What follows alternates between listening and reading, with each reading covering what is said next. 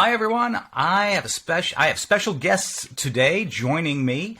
Ben Rosset and Matthew O'Malley. They are game designers, and they designed the game The Search for Lost Species. Ben and Matthew, thank you so much for joining me. Hello there. It's great to be here. You're welcome. Thanks, Evan. Thank you. Thank you. Now, I'm the host of both a science communication podcast and a board game review podcast. I'm a co-host, technically. So to me, a game titled The Search for Lost Species really sets off all the right bells for me. For my science podcast, in fact, earlier this year, in January, every year we make predictions about what will happen in the world of science. My prediction this year is that one of the animals on the 25 most wanted lost species will be rediscovered. I know that's a bold prediction, but I made it with with enthusiasm and in hopes that really does happen. So the fact that this game is coming out soon is really super timely for me as far as my two podcasts go. But my first question to you is this: what inspired you to make The Search for Lost Species? Ben, you can start. Well, we had made a previous game a couple of years ago called The Search for Planet X, which is a logical deduction game about the real-world search that's happening right now for another planet in our solar system. And we really were happy with the response to the game and wanted to make another game in the series, the kind of Search for series. And we wanted to pick another topic in science, another real search that's really happening right now. Matthew and I did some research and thought about it, and I actually had known about this real world search for lost species that was happening before Matthew brought it to my attention. And right away when we hit on that, we just thought, this is incredible. This is something that's happening. It's something tangible. It's something that people can go out and actually do themselves here on Earth. And loved the idea right away about making a game about conservation and saving some amazing animals. The theme makes for an excellent board game. It just happens to be, for me, like a hand in glove kind of thing. Like, totally brings me in instantly with that kind of theme. The game. Go ahead, Matthew. I'll tell you that your prediction is not crazy at all. Since they started the project in 2017, and they've found 8 since then. So. It's amazing the work that scientists, researchers, people who track animals and look for these species of animals around the planet has really increased in recent years. Those efforts are stepped up, obviously, because the need to do so has stepped up. There's real tangible issues at hand here with trying to save as many of them as is possible, and identifying them is the first step in being able to save them. So it's super important, and again I think as far as the theme for a board game fits it quite well. Your game has features of a conventional board game plus an app. So I would like to know. Tell us first about some of the basic features of the game. What can we expect when we play the game? Well, the game is, as I mentioned, a logical deduction game, which means you are going to be put onto an island in Indonesia or Papua New Guinea, which is where the game play takes place. We're focusing on real lost species from that region of the world. And you are going to be competing with your other fellow scientists to find this lost species which lives somewhere on the island, but you don't know where it is. And so you're going to be visiting different areas of the island, searching to see what is there, getting back information from the companion app that is used to randomize the location of all of the animals during the game. And based on the information that you get back from the app, you do logical deductions to figure out where different animals are across the island, eventually learning enough to figure out where the lost species must be. And along the way, you're going to be publishing your findings, or what we call in the game confirming sightings, making sightings of where different animals are across the island. Those are going to be confirmed. which is one of the ways that you score points in the game. And then eventually somebody is going to make a sighting of the lost species. It will be confirmed, and the lost species will be found and saved. This is a little bit different than the real-world search, because every time you sit down to play the game, there is a lost species out there, and you're going to be able to find it during that one game. Right, exactly. And the map is double-sided. Two different, like you said, there were two different islands basically to explore. And I take it one maybe has a few fewer features than the other island and a faster gameplay. One of them is kind of an easier, more introductory island to get the hang of the deduction system. And then once you are comfortable with that, you can flip the board over to a more difficult island on the backside of the board and give yourself a little bit more of a challenge. There are also 6 different lost species that the game kind of comes with, and you always play with one of them during the game, so you can switch those out every game that you play as well to be looking for a different species.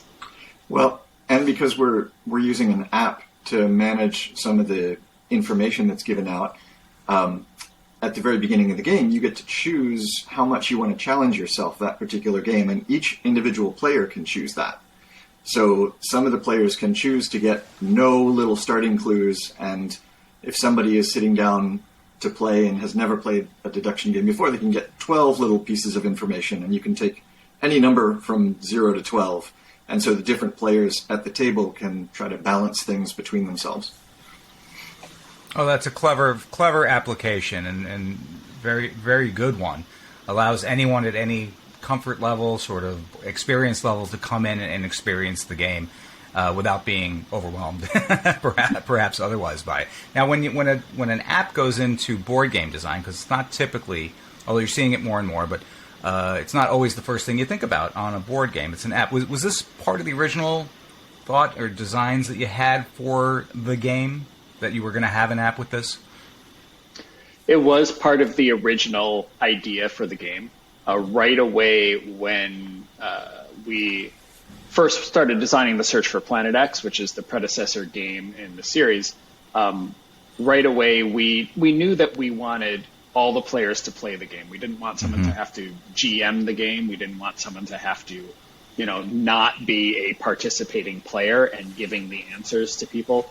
And so it made sense right away for there to be an app that randomizes the layout of all of the objects in Planet X or animals in the Search for Lost Species that you're looking for, so that each game would be different, each game would be unique, and all the players could play. You didn't have to have somebody running the game for you. So it was a plan right from the beginning to have an app be part of the game. And a beneficial side effect of that is that when a lot of other deduction games have players giving information to the other players, like the traditional clue, when somebody says, do you have this particular card? And then you get that information from the other player. But sometimes that information is wrong if a player just makes a mistake. And so you don't have that problem with the app. So you can still make your own mistakes about what you're doing with that information, but you don't get the wrong information from the app. Right. It's impossible to have recorded incorrect information that you've picked up along the way. Yeah. That's smart. Now, science-themed board games. Now, how much consultation with scientists took place during the design of the game? A fair bit. As soon as we knew that we were going to start working on the Search for Lost Species, I got in touch with Rewild and used their database to figure out which lost species we were going to be tracking down. I talked with some of the people there to find out what sort of things the researchers do when they're going to an island, when they're looking around, and just kept in touch with them throughout the design process.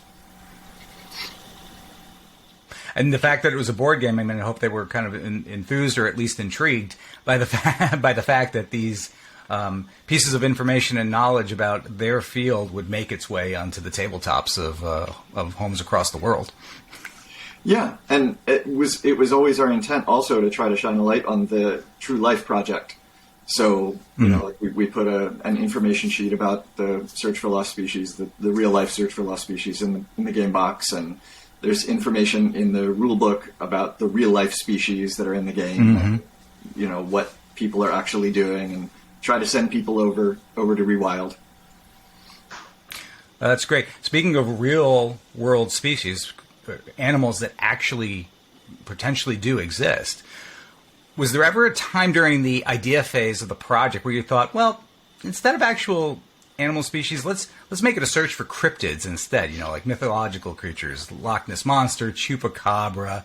We touch on that a lot on our science, those kinds of themes on our science podcast, and why those things are considered cryptids and pseudoscience. Did that ever cross your minds? It crossed our minds, but it's never something that we seriously consider doing. We really wanted to base the game in real life science and not create a fantasy type of experience for the players. Matthew and I are very interested in real world applications for games, right? Actually modeling systems that are really happening in the real world. So it's definitely our preference to shine the light on real scientific research that's being done, as opposed to going into that realm of pseudoscience. Oh, definitely. I mean, the game strives to make the best effort to replicate the various actions and features that these scientists and these animal researchers perform. Were there some challenges? Were there challenges incorporating some of these themes of science into the search for lost species? I don't think there were particular challenges. I think maybe it's just because we're used to this process at this point. Yeah, I think Matthew did a lot of work on getting the setting right for the game. So once we decided on the lost species, there are lost species all over the world. So we had to figure out which ones were going to be in the game. Where was the game going to take place? What are the other animals? Because besides the lost species itself, there are other kind of native species around the island that you are finding to help to use in your deduction. Once you find where those are, you can help to deduce where the lost species must be. So getting those animals right, and then also making sure when we, partnered with Renegade Games to publish the game, that the art of the game was depicting the real people that live on these islands, and that the art of the game was depicting as much as possible the real kind of natural landscape. So we did want to get that as right as possible, and Matthew really took the lead in making sure we were on the right path there. Oh, that's smart, because the people who are indigenous to the island would definitely be a help and a valuable assistance to the researchers. Well, and often the researchers are people from those islands. Yes. That's just, they're doing local searches, and so Rewild frequently tries to get in touch with scientists from wherever the location is, who are already there, citizen scientists or professional scientists, and do that work. And so, I did. I didn't see that as a challenge so much as just I spent a lot of time doing it. No, it sounds like an opportunity that was right there, and perfect incorporation into the game itself. It really was good. The Search for Lost Species, it's currently a Kickstarter campaign. You can go to Kickstarter and back the project. There's still plenty of time to get in. The Kickstarter ends on March 2nd, 2023. Now, at the Kickstarter page, there's a lot of emphasis on the fact that the production of the game is using materials and techniques with environmental considerations. It's obviously an important issue for you. Do you want to talk a little bit more about that? Yeah. I was pretty adamant about trying to make this game as environmentally conscious as possible. And so we eliminated almost all plastic from production. There are two little sticker tabs on the sides of the box. I think that's the only plastic in there. So like the bags for the components are paper. They're little envelopes. Everything else is cardboard and wood inside the box. And they found these cards that are made out of sugarcane pulp, which grows really quickly. So instead of tree pulp. So, I mean, really, after getting that push from me, Renegade took it and ran with it and did an amazing job working with a factory that uses solar power and recycles gray water and, finding all of these great resources for really conservation-focused production. So important nowadays. And earlier in the interview, you mentioned Rewild, this organization that I can say you've maybe partnered with. Can you tell us about that relationship and a little more about that organization?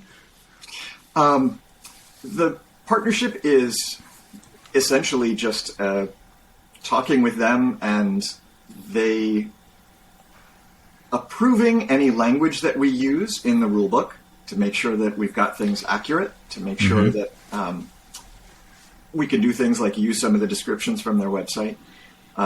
And so we've got their information in the game box, and we wanted to get them to approve the things that we were doing, because obviously we approve of what they're doing. And so Rewild and Renegade got together to do what they could to cross-promote a little bit. Because we just want to support the true science behind this. This is similar with the Search for Planet X, where the publisher, Foxtrot Games and Renegade Games, got connected with the Planetary Society to promote that as well. Yeah, we love Bill Nye, who's the president of the Planetary Society, and he's a good friend of ours as well. Let me ask a final question, but first let me say we're hoping that the Search for Lost Species is going to be as popular and well received as the Search for Planet X as that game was. But tell us, what do the two of you have planned for the rest of 2023 and beyond? What's coming next? Well, as I mentioned, Matthew and I tend to design games that kind of model either historical or current real-world systems and just have an interest in kind of how the world works. And there's one game that's coming out later this year from us called First in Flight. This is by a different publisher, by Genius Games, and it is a game about the invention of powered flight, the Wright brothers and the invention of powered flight. And so in the game, you are an early aviation pioneer who is building an airplane and trying to sustain yourself in heavier than air flight. So that's one thing that we've got coming out later this year that we're really excited about. Mm-hmm. And then we're also looking at possibly doing other Search 4 games. So we'll see if that comes to be. Well, that sounds great. Ben Rosset, Matthew O'Malley, designers of the game The Search for Lost Species. Thank you so much for joining me today for this interview. It's been fascinating. Thank you very much. Thanks so much for having us.